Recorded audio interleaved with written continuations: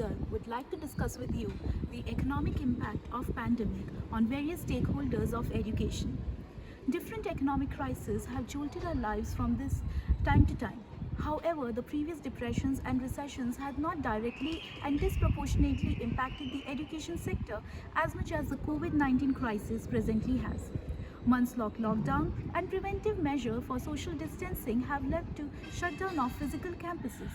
This has far-reaching socio-economic ramifications for the various stakeholders of education like the teachers, the students, the parents and the institute management. Rising unemployment amidst the pandemic is a shared experience across sectors.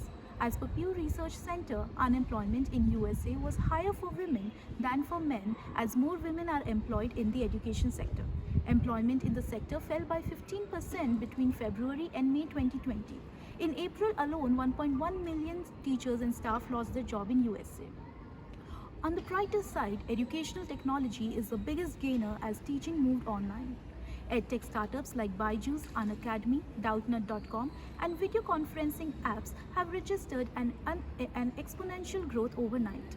Nevertheless, the EdTech is meaningless without internet and smartphone penetration. Even prior to COVID-19, there existed a digital divide in the world. Underdeveloped regions lack access to basic telecommunication network, let alone a steady internet connectivity to sustain smooth streaming of lectures online. As per the QS report, Indian telecom infrastructure is not sufficient for a shift to online lectures as most of the survey respondents reported network and power cut issues.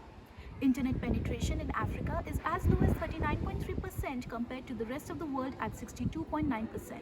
Thus, pandemic has reiterated the need to fill in the digital gap without which inequalities will deepen further. Even with a high-class digital infrastructure, online teaching comes with its own demerits.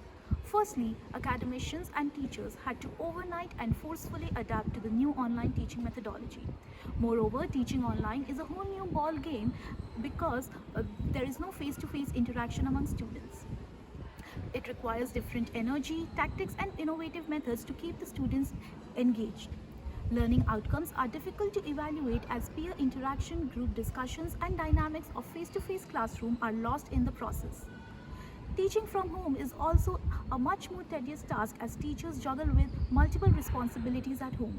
Female teachers have been suffering more as most of the women carry the burden of household chores and childcare single-handedly. The only respite they would get from stepping out of house for work is also gone with the lockdown. It has also been reported that number of scientific research publications by female researchers has also drastically reduced to 1/3 during the pandemic. Pandemic has also thrown light on one of the most contentious issues of the conventional education system, which is the written examination method. It is often argued that the written exam pattern is not just obsolete but also an invalid and unreliable test of one's learning. In light of current crisis, where taking these written exams has become a huge issue, it seems that the time is ripe to bring in the most awaited change in the education system.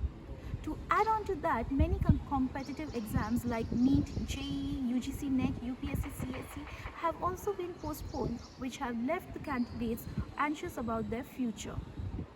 It is a sad time for trusts and managements running educational institutions as they have huge physical capacities lying unused.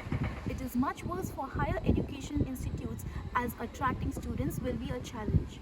Even students are in a quagmire whether to choose between working or going for higher education as the job market is also grim and investment of huge sum of money for online lectures seems unjustified.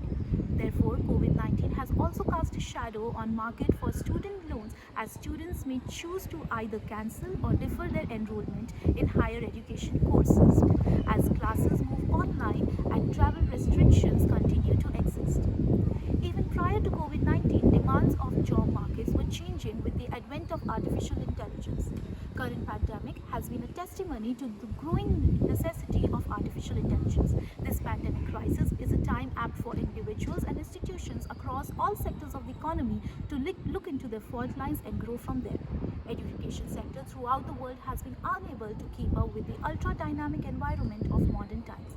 The much required overhaul in terms of teaching pedagogy, evaluation methods, and technical accessibility should be brought in now, as remote learning is here to stay and job market is going to change drastically in post-COVID era.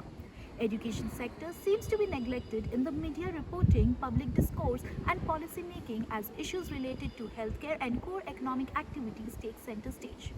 It is not implying that the latter are not worthy of the attention. However, if education sector is ignored now, then it is going to have a trickle-down impact on all the other sectors of the economy and will drag the whole economy down with itself.